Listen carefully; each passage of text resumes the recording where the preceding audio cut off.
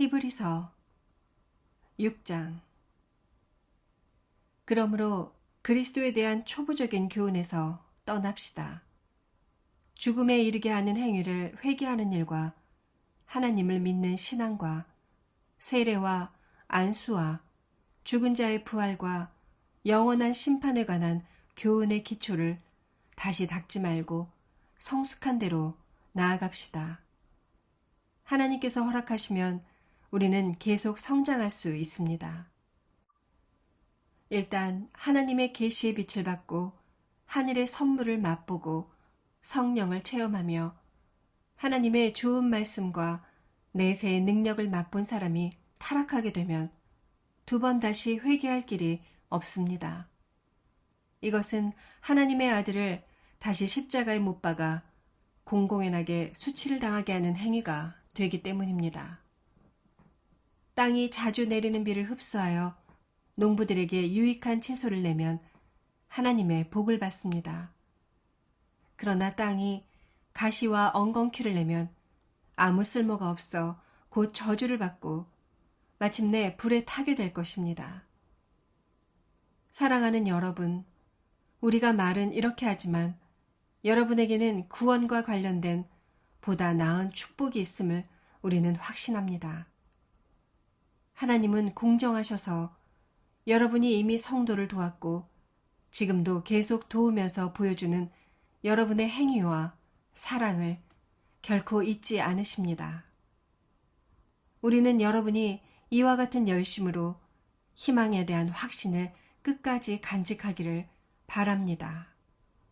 그러므로 게으르지 말고 믿음과 인내로 약속된 것을 받는 사람들을 본받으십시오. 하나님은 아브라함에게 약속하실 때 자기보다 더 큰 분이 없어서 자기 이름으로 맹세하며 내가 너에게 한없는 복을 주어 내 후손이 크게 번성하게 하겠다라고 말씀하셨습니다.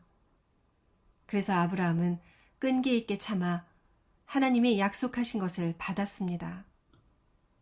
사람들은 누구나 자기보다 큰 분의 이름으로 맹세하며 그 맹세는 말한 것을 확정하여 모든 논쟁을 그치게 합니다. 이와 같이 하나님은 약속된 것을 받을 사람들에게 자신의 계획이 변경되지 않는다는 것을 확실히 보여주시려고 맹세로 그것을 보증해 주셨습니다. 하나님은 거짓말을 하실 수 없기 때문에 그분이 하신 약속과 맹세는 절대로 변할 수 없습니다. 그러므로 우리 앞에 있는 희망을 붙들려고 피난처를 향해 가는 우리는 큰 용기를 얻습니다. 우리가 가진 이 희망은 영혼의 닷과 같아서 튼튼하고 안전하여 휘장 안에 있는 지성소에 들어갑니다. 우리보다 앞서가신 예수님은 우리를 위해 먼저 그 휘장 안에 들어가셔서 멜기세덱의 계열에 속한 영원한 대제사장이 되셨습니다. 7장. 이 멜기세덱은 살렘 왕이며 가장 높으신 하나님의 제사장이었습니다. 그는 여러 왕들을 무찌르고 돌아오는 아브라함을 맞아 축복해 주었습니다. 아브라함도 모든 전리품의 10분의 1을 그에게 주었습니다. 멜기세덱의 이름을 번역하면 의의 왕이라는 뜻이고 살렘 왕은 평화의 왕이라는 뜻입니다. 그는 부모도 족보도 없고 태어난 날과 죽은 날도 없으며 하나님의 아들과 같이 언제나 제사장으로 있는 자입니다. 여러분은 그가 얼마나 훌륭한 자인가를 생각해 보십시오. 우리 조상 아브라함까지도 모든 전리품 가운데 가장 좋은 것의 10분의 1을 그에게 바쳤습니다. 제사장 직분을 받은 레위 사람들은 같은 동족인 아브라함의 후손에게서 10분의 1을 받도록 율법에 규정하고 있습니다. 그러나 멜기세덱은 레위 사람의 족보에 들지 않았는데도 아브라함에게서 10분의 1을 받았고 하나님의 약속을 받은 아브라함을 축복해 주었습니다. 일반적으로 축복은 윗사람이 아랫사람에게 하는 것입니다. 제사장들도 10분의 1을 받았고 멜기세덱도 10분의 1을 받았으나 제사장들은 죽을 사람이고 멜기세덱은 성경이 증거한 대로 영원히 살아 있습니다.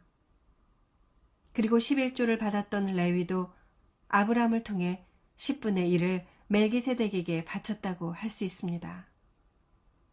이것은 멜기세덱이 아브라함을 만났을 때 레위는 아직 태어나지 않고 자기 조상의 몸속에 있었기 때문입니다. 하나님은 레위 계통의 제사장 직분에 근거하여 율법을 주셨습니다. 그런데 그 제사장 직무가 완전해질 수 있었다면 어째서 아론의 계통이 아닌 멜기세덱의 계통에서 다른 제사장을 세울 필요가 있었겠습니까? 제사장 직분이 변하면 율법도 반드시 변경되어야 합니다. 우리가 지금까지 말한 분은 레위 지파가 아닌 다른 지파에 속해 있는데 그 지파에서는 하나도 제사장 일을 한 사람이 없습니다. 우리 주님은 분명히 유다 지파의 후손입니다. 모세는 이 지파에서 제사장이 나올 것이라고 말한 적이 한 번도 없습니다. 멜기세덱과 같은 다른 제사장이 나타난 것을 보니 우리가 말한 것은 더욱 분명합니다. 그분은 인간의 법이나 규정에 따라 제사장이 되신 것이 아니라 영원한 생명의 능력으로 되신 것입니다. 성경은 그분에 대하여 너는 멜기세덱의 계열에 속한 영원한 제사장이다 라고 하셨습니다. 옛 계명은 약하고 쓸모가 없어서 폐지되었습니다. 율법은 아무것도 완전케 하지 못했기 때문입니다.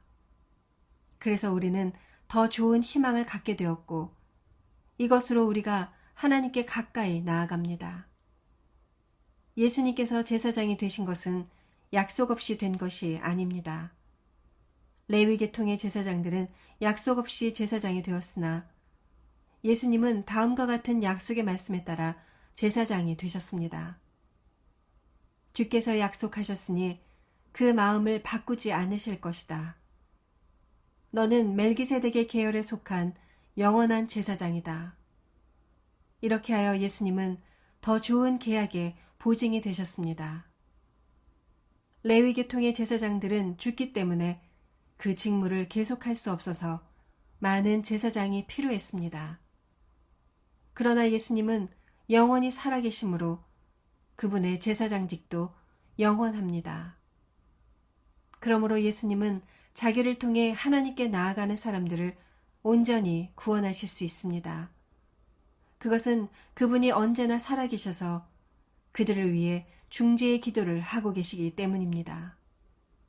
이런 대제사장은 거룩하고 흠이 없고 더럽혀지지 않았으며 죄인들이 미치지 못하는 하늘에 계심으로 우리에게 없어서는 안 될 뿐이십니다.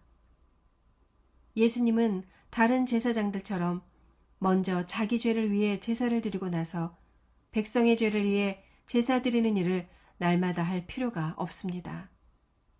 그것은 예수님이 자신을 바쳐서 단번에 그 일을 행하셨기 때문입니다. 율법은 약점을 가진 사람들을 대제사장으로 임명하였지만 율법 후에 온 하나님의 약속은 영원히 완전하게 되신 아들을 대제사장으로 임명하였습니다. 8장. 지금까지 우리가 한 말의 주된 요점은 바로 이러한 대제사장이 우리에게 있다는 것입니다. 그분은 하늘에 계시는 위대하신 하나님 오른편에 앉아 계십니다. 그리고 그분은 사람이 세운 것이 아니라 하나님께서 세우신 하늘의 참 성소에서 섬기시는 분이십니다. 모든 대제사장은 예물과 제사를 드리기 위해 임명되었습니다. 그래서 이 대제사장도 드릴 것이 있어야 했습니다.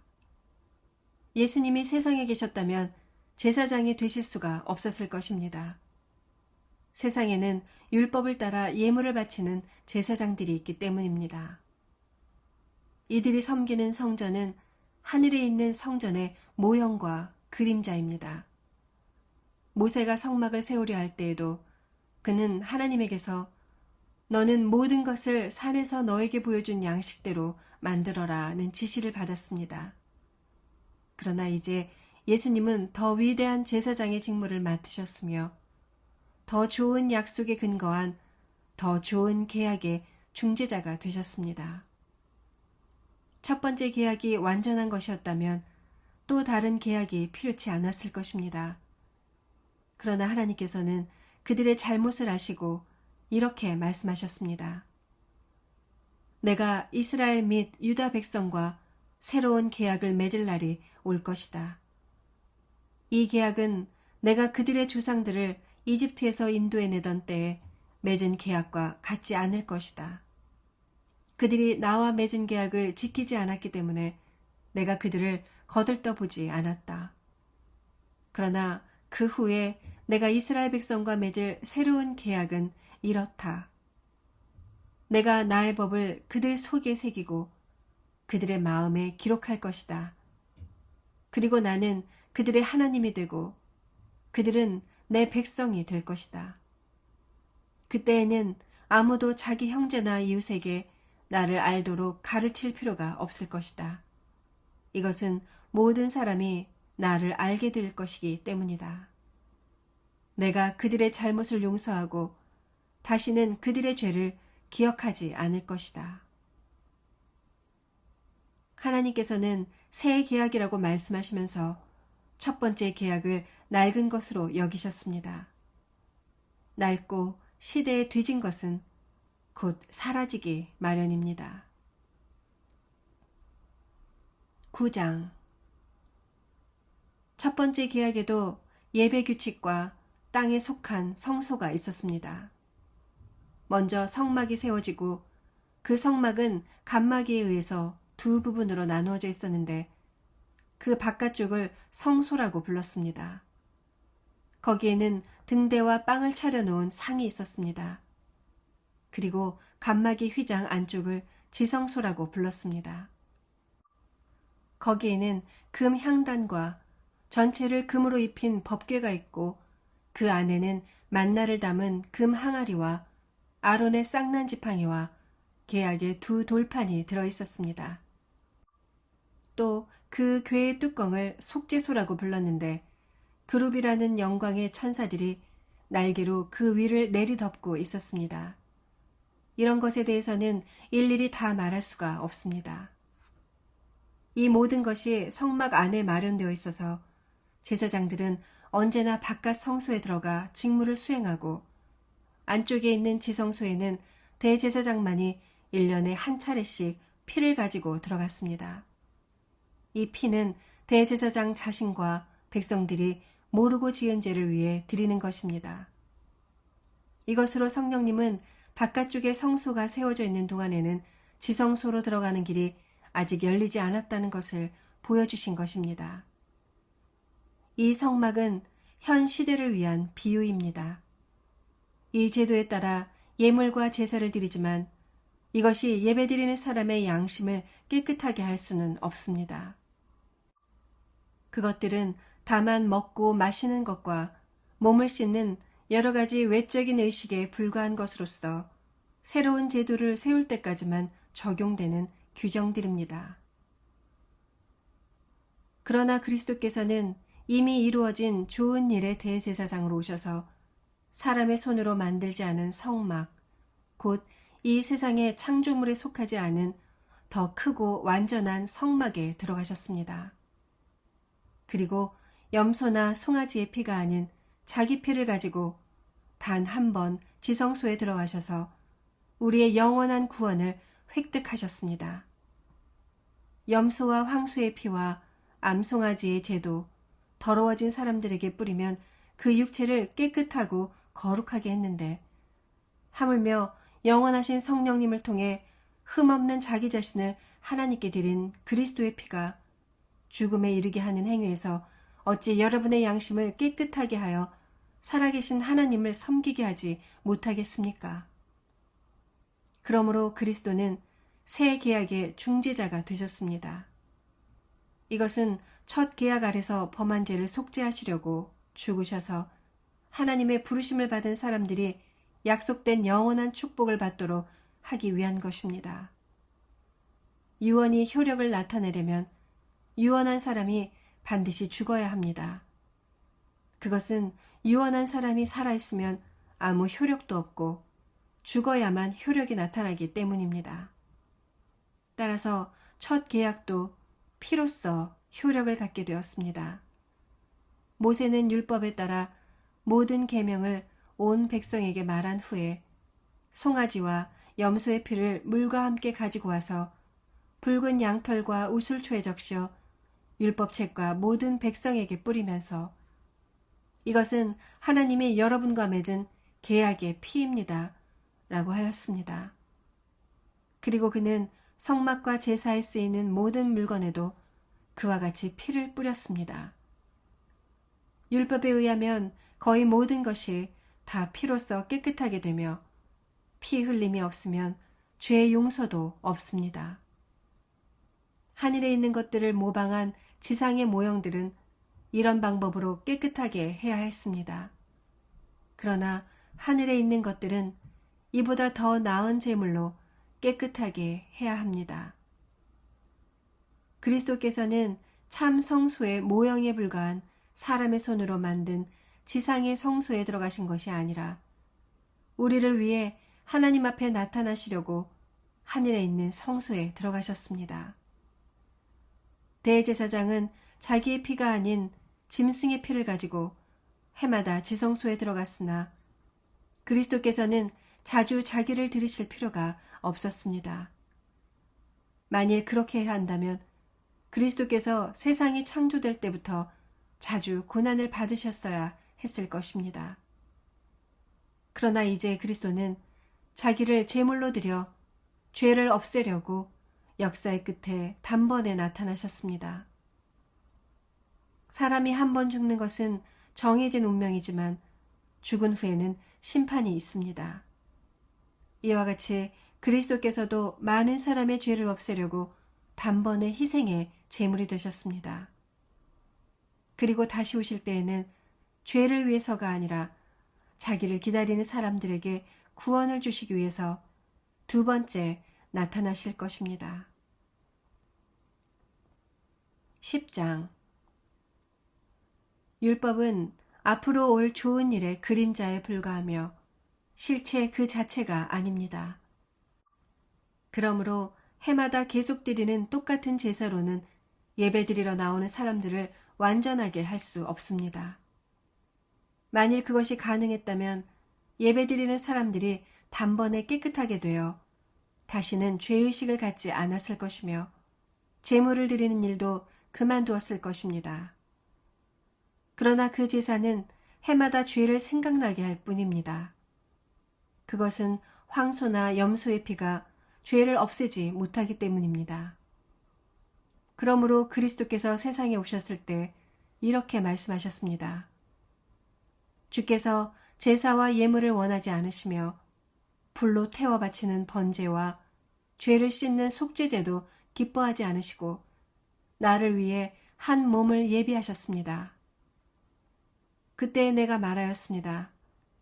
하나님이시여 보십시오. 나에 관해 율법책에 기록되어 있는 대로 내가 주의 뜻을 행하러 왔습니다. 그리스도께서는 먼저 주께서 제사와 예물과 번제와 속죄제를 원하거나 기뻐하지 않으셨습니다. 라고 말씀하시고 그런 다음에 보십시오. 내가 주의 뜻을 행하러 왔습니다. 라고 하셨습니다. 주님께서는 새 제도를 세우시려고 옛것을 폐지하신 것입니다. 하나님의 이런 뜻에 따라 우리는 예수 그리스도의 몸이 단번에 드려짐으로 거룩하게 되었습니다.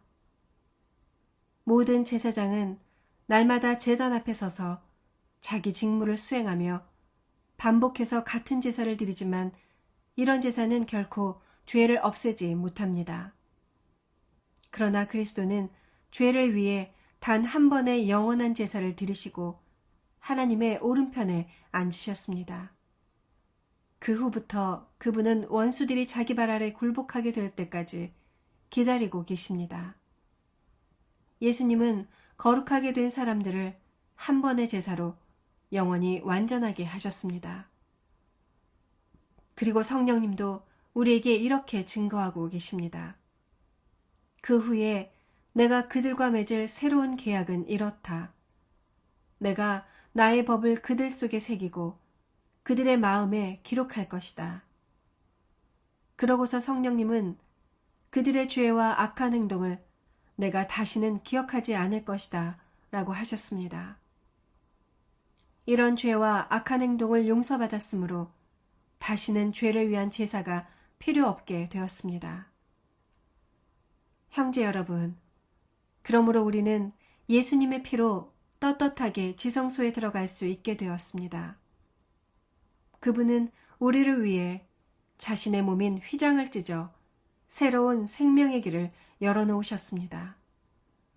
우리에게는 하나님의 집을 다스리는 위대한 대제사장이 계십니다. 우리가 이미 마음의 핏부림을 받아 악한 양심이 깨끗해졌고 우리의 몸도 맑은 물로 씻었으니 이제부터는 진실한 마음과 확고한 믿음으로 하나님께 나아갑시다. 약속하신 분은 신실하신 분이십니다. 우리가 고백하는 희망을 굳게 붙듭시다. 그리고 서로 격려하여 사랑과 선한 일을 위해 힘쓰도록 하십시오. 어떤 사람들의 습관과 같이 모이기를 중단하지 말고 서로 격려하여 주님이 오실 날이 가까울수록 더욱 모이는 일에 힘씁시다. 만일 우리가 진리를 알고 난 후에도 고의적으로 계속 죄를 짓는다면 그것을 속죄하는 제사는 없고 두려운 마음으로 심판을 기다리는 것과 하나님을 대적하는 원수들을 소멸할 무서운 불만 있을 것입니다. 모세의 법을 어긴 사람도 두세 증인만 있으면 동정의 여지 없이 사형을 받았는데 하물며 하나님의 아들을 짓밟고 자기를 거룩하게 한 계약의 피를 깨끗지 않은 것으로 여기고 은혜를 주시는 성령님을 모욕한 사람이 받을 형벌이 어찌 더 무겁지 않겠습니까? 원수 갚는 것은 나의 일이다. 내가 갚아주겠다 하시고 또 주께서 자기 백성을 심판하실 것이다 라고 말씀하신 분을 우리는 알고 있습니다. 살아계신 하나님의 심판의 대상이 된다는 것은 정말 무서운 일입니다. 여러분이 하나님의 빛을 받은 후에 심한 고난과 싸우며 견디던 그때를 생각해 보십시오. 그때 여러분은 모욕과 핍박을 당하여 사람들의 구경거리가 된 적도 있었고 그런 취급을 받는 사람들의 친구가 되기도 했습니다. 여러분은 갇힌 사람들을 동정하였고 또 재산을 빼앗기면서도 그보다 더 좋고 영원한 유산이 있다는 것을 알고 그 일을 기쁘게 당하였습니다. 그러므로 여러분은 용기를 잃지 마십시오. 이것으로 큰 상을 받게 될 것입니다. 여러분이 하나님의 뜻을 행한 후에 하나님이 약속하신 것을 받으려면 인내가 필요합니다. 머지않아 그리스도께서 오실 것입니다. 그러나 의로운 사람은 믿음으로 살아야 합니다. 믿다가 뒤로 물러서면 하나님께서 기뻐하시지 않습니다. 우리는 뒤로 물러나 멸망할 사람들이 아니라 믿고 구원을 받을 사람들입니다. 11장 믿음은 우리가 바라는 것들에 대한 실물이며 보이지 않는 것들에 대한 증거입니다. 옛날 사람들도 이 믿음으로 하나님의 인정을 받았습니다. 믿음으로 우리는 이 세상의 모든 것이 하나님의 말씀으로 창조되었으며 보이는 것이 보이지 않는 것으로 만들어졌다는 것을 압니다. 믿음으로 아벨은 가인보다 더 나은 제사를 하나님께 드렸습니다. 하나님께서는 아벨이 믿음으로 드린 제물을 기꺼이 받으시고 그를 의로운 사람으로 인정해 주셨습니다. 그는 죽었지만 지금도 여전히 말을 하고 있습니다. 믿음으로 에녹은 죽지 않고 하늘로 옮겨갔기 때문에 아무도 그를 볼 수 없었습니다. 하나님께서 그를 데려가신 것입니다. 그는 옮겨가기 전부터 하나님을 기쁘시게 하는 사람으로 인정을 받았습니다. 믿음이 없이는 하나님을 기쁘시게 할 수 없습니다. 하나님에게 나아가는 사람은 그분이 계시는 것과 또 그분을 진정으로 찾는 사람들에게 상을 주신다는 것을 반드시 믿어야 합니다. 믿음으로 노아는 아직 보이지 않는 일들에 대하여 하나님의 경고를 받고 그분을 두려워하는 마음으로 지체 없이 배를 만들어 홍수 때의 가족을 구원해냈습니다. 그래서 그는 세상에 죄가 있음을 선언하였고 믿음에 의한 의의 상속자가 되었습니다. 믿음으로 아브라함은 하나님이 주시겠다고 약속하신 땅으로 가라는 명령을 받고 그대로 순종하였습니다. 그는 가야 할 곳이 어딘지도 모르는 채 떠났던 것입니다. 믿음으로 그는 약속받은 낯선 땅으로 가서 같은 약속을 받은 이삭과 야곱과 함께 나그네처럼 천막 생활을 하였습니다. 그것은 하나님께서 설계하여 세우신 견고한 하늘의 도성을 바라고 있었기 때문입니다. 그의 아내 사라도 너무 늙어 아기를 낳을 수 없었으나 믿음으로 임신하게 되었습니다. 그녀는 약속하신 분이 신실하다고 생각했던 것입니다. 이리하여 죽은 사람이나 다름없는 늙은 아브라함에게서 하늘의 별과 바닷가의 모래와 같은 수많은 후손이 나오게 되었습니다. 이 사람들은 모두 믿음을 따라 살다가 죽었습니다. 그들은 약속된 것을 받지 못했으나 그것을 멀리서 바라보고 기뻐했습니다.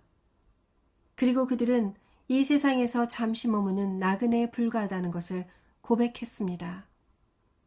이와 같이 그들은 찾고 있는 고향이 따로 있다는 것을 보여주었습니다. 그들이 떠나온 옛 고향을 생각하고 있었다면 돌아갈 수도 있었을 것입니다. 그러나 그들은 더 나은 하늘에 있는 고향을 그리워하고 있었습니다. 그래서 하나님께서는 그들의 하나님이라고 불리는 것을 부끄러워하지 않고 오히려 그들을 위해 한 성을 마련해 주셨습니다. 아브라함은 시험을 받았을 때 믿음으로 이삭을 바쳤습니다. 그는 많은 후손을 보게 될 것이라는 하나님의 약속을 받은 사람인데도 하나밖에 없는 외아들을 바친 것입니다. 하나님은 아브라함에게 이삭을 통해서 난 사람이라야 내 후손으로 인정될 것이다 라고 말씀하셨습니다. 아브라함은 하나님께서 죽은 사람들까지도 다시 살리실 수 있다고 믿었습니다.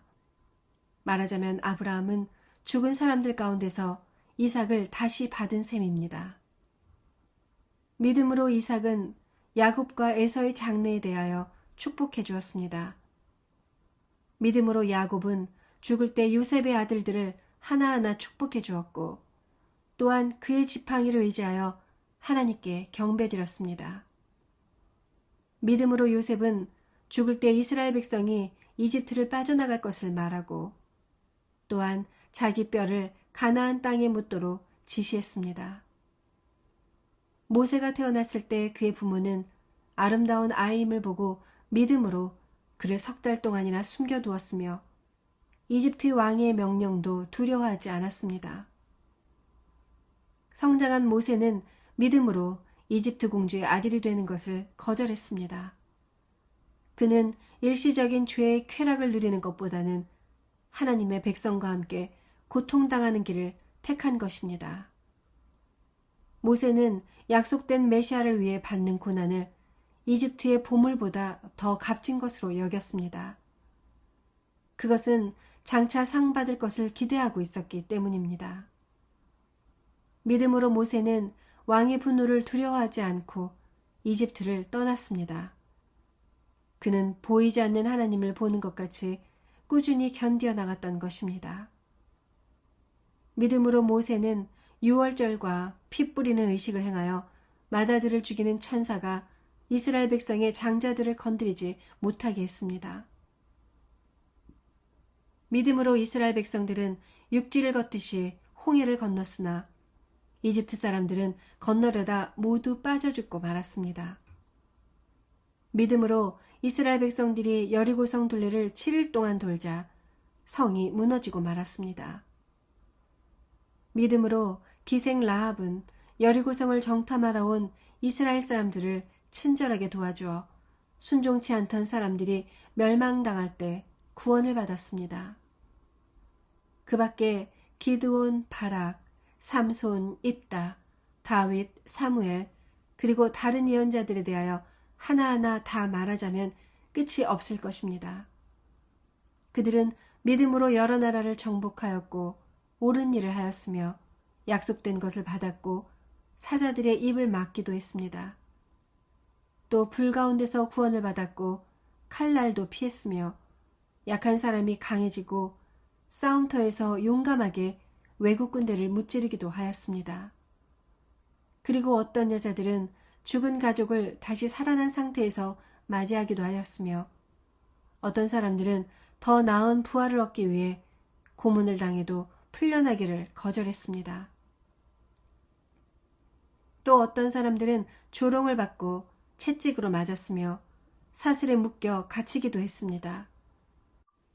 또한 돌로 박기도 하고 시험을 당하며 톱으로 몸이 잘리거나 칼날에 죽음을 당하기도 하였습니다.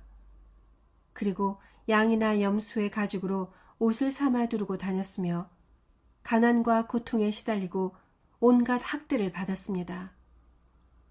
세상은 그들에게 아무 가치가 없었습니다. 그래서 그들은 광야와 산과 동굴과 땅굴을 찾아다니며 지냈습니다. 이 사람들은 모두 믿음으로 여러 가지 증거를 받았지만 약속된 것을 받지는 못하였습니다. 그것은 하나님께서 우리를 위해 더 좋은 것을 마련하시고 우리와 함께 그들이 완전해지도록 하셨기 때문입니다. 12장 이렇게 많은 증인들이 우리를 지켜보고 있습니다. 그러므로 우리도 모든 무거운 짐과 얽매이기 쉬운 죄를 벗어버리고 목표를 향해 꾸준히 달려갑시다. 그리고 우리 믿음의 근원이시며 우리 믿음을 완전케 하시는 예수님을 바라봅시다. 그분은 장차 누릴 기쁨을 위하여 부끄러움과 십자가의 고통을 참으셨으며 지금은 하나님의 오른편에 앉아 계십니다. 여러분은 죄인들의 이런 증오를 몸소 참으신 예수님을 생각하면서 낙심하지 말고 용기를 내십시오. 지금까지 여러분은 피를 흘리면서까지 죄를 대항하여 싸운 일은 없습니다. 하나님께서 자녀들을 타이르듯 여러분에게 이렇게 격려하신 말씀을 잊었습니까? 내 아들아, 주의 징계를 가볍게 여기지 말며 꾸지람을 듣더라도 낙심하지 말아라. 주께서는 자기가 사랑하는 사람을 꾸짖고 나무라시며 그가 아들로 받아들이는 사람을 다 채찍질 하신다. 여러분은 고난을 징계로 알고 견디어 나가십시오. 하나님은 여러분을 아들로 대하십니다. 아버지가 징계하지 않는 아들이 있겠습니까? 아들이면 누구나 징계를 받습니다. 만일 여러분이 그런 징계를 받지 않는다면 사생아이지 진짜 아들이 아닙니다. 우리 육체의 아버지가 우리를 징계하여도 우리가 공경하는데 하물며 우리 영의 아버지께 복종하며 살아야 하지 않겠습니까? 육체의 아버지는 그들이 좋다고 생각하는 대로 잠시 우리를 징계하지만 하나님 아버지는 우리의 유익을 위해서 우리를 징계하여 그분의 거룩하심에 참여하게 하십니다. 징계를 받을 당시에는 그 징계가 달갑지 않고 괴로운 것 같지만 후에 그것으로 단련을 받은 사람들은 의와 평안의 열매를 맺습니다. 그러므로 여러분은 맥 빠진 손과 약해진 무릎에 힘을 주어 일어나서 바른 길을 걸어가십시오. 그러면 불구자가 절뚝거리지 않고 고침을 받을 것입니다. 여러분은 모든 사람들과 화목하게 지내고 거룩함을 추구하십시오. 거룩해지지 않고서는 아무도 주님을 보지 못할 것입니다. 여러분 가운데 하나님의 은혜를 받지 못하는 사람이 아무도 없도록 잘 살피십시오. 그리고 쓴 뿌리와 같은 사람들이 생겨 많은 사람을 괴롭히거나 더럽히지 못하게 하십시오. 또 음란한 사람이나 한 그릇의 음식 때문에 맏아들의 특권을 팔아버린 에서와 같은 불신앙의 사람이 생기지 않도록 하십시오. 여러분이 알다시피 에서는 그 후에 아버지의 축복을 받으려고 눈물을 흘리면서 구하였으나 거절당했으며 회개할 기회를 얻지 못했습니다. 여러분이 믿음으로 다다른 곳은 옛날 이스라엘 사람들이 율법을 받던 신의 산이 아닙니다. 그 산은 손으로 만져볼 수 있고 불이 타오르며 검은 구름과 짙은 어둠에 쌓인 채 폭풍이 일고 나팔 소리와 말하는 소리가 들려오는 산이었습니다. 그때 그 소리를 들은 사람들은 하나님께 더 이상 말씀하시지 말아달라고 간청했던 것입니다. 그들은 짐승이라도 이 산에 닿기만 하면 돌로 쳐 죽여라고 말씀하신 하나님의 명령이 너무나 두려워 감당할 수 없었습니다. 그 광경을 본 모세도 무서워 떨린다고 하였습니다. 그러나 여러분이 다다른 곳은 시온산과 살아계신 하나님의 성인 하늘의 예루살렘입니다. 그곳은 수많은 천사들과 하늘에 등록된 장자들의 총회와 교회, 그리고 모든 사람의 심판자이신 하나님과 완전하게 된 의로운 사람들의 영이 있는 곳입니다. 또 우리는 새 계약의 중재자이신 예수님과 복수를 호소하던 아벨의 피보다 나은 그리스도의 은혜로운 피에 접하게 되었습니다. 여러분은 말씀하시는 분을 거역하지 마십시오. 땅에서 하나님의 말씀을 전한 모세를 거역하고도 벌을 받았는데 하물며 하늘에서 말씀하시는 하나님을 거역한다면 어떻게 그 벌을 피할 수 있겠습니까? 그때에는 그분의 음성으로 땅을 뒤흔들었지만 이제는 그분이 이런 약속을 하셨습니다. 내가 한 번 더 땅뿐만 아니라 하늘까지 뒤흔들어 놓겠다. 그런데 한 번 더라는 말씀은 흔들리지 않는 것들을 그대로 남기기 위해서 흔들리는 것들, 곧 창조된 것들을 모두 없애버리는 것을 가리킵니다. 우리는 흔들리지 않는 나라를 받았으니 감사하며 경건하고 두려운 마음으로 하나님을 섬겨 그분을 기쁘게 해드립시다. 우리 하나님은 소멸하는 불이십니다. 13장. 여러분은 서로 형제처럼 꾸준히 사랑하고 나그네를 대접하는 일을 잊지 마십시오. 어떤 사람들은 나그네를 대접하다가 자기도 모르는 사이에 천사를 대접하였습니다. 여러분은 함께 갇혀있다는 심정으로 갇힌 사람을 생각하고 여러분도 몸을 가졌으니 학대받는 사람을 생각하십시오. 모두 결혼을 귀하게 여기고 부부 생활을 더럽히지 않도록 하십시오. 하나님은 음란한 사람들과 간음하는 사람들을 심판하실 것입니다. 돈을 사랑하지 말고 가진 것으로 만족하십시오. 하나님은 내가 절대로 너를 떠나지 않고 너를 버리지 않겠다 라고 하셨습니다. 그러므로 우리는 주께서 나를 도우시니 내가 두려워하지 않을 것이다. 사람에 불과한 자가 나를 어떻게 하겠는가? 라고 자신있게 말할 수 있습니다. 여러분은 하나님의 말씀을 전해준 지도자들을 기억하고 그들의 최후를 생각하며 그들의 믿음을 본받으십시오. 예수 그리스도는 어제나 오늘이나 영원히 똑같은 분이십니다.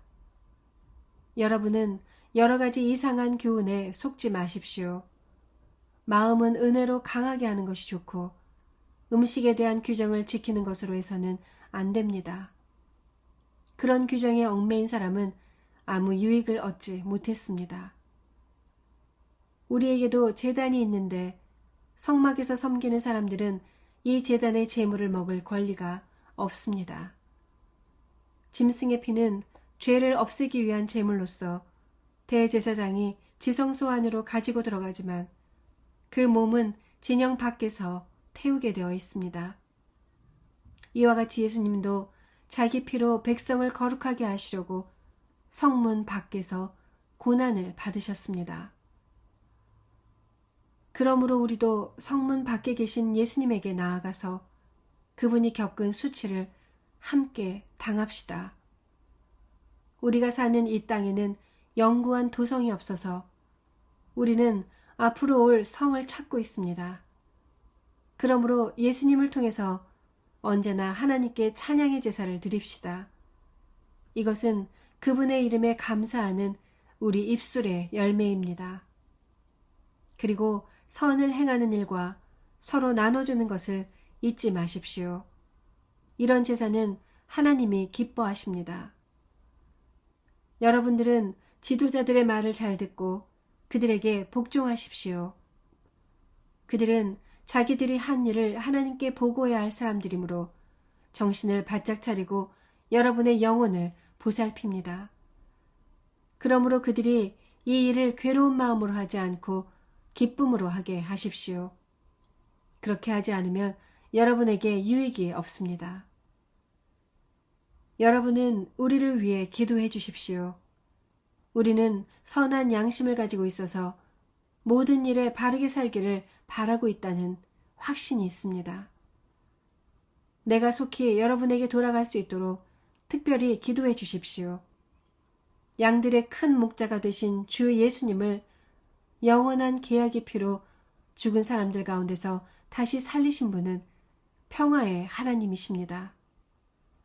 바로 이 하나님이 여러분에게 온갖 선한 것을 공급해 주셔서 자기 뜻을 행하게 하시고 예수 그리스도를 통해 그분이 기뻐하시는 일을 우리 안에서 하시기를 바랍니다.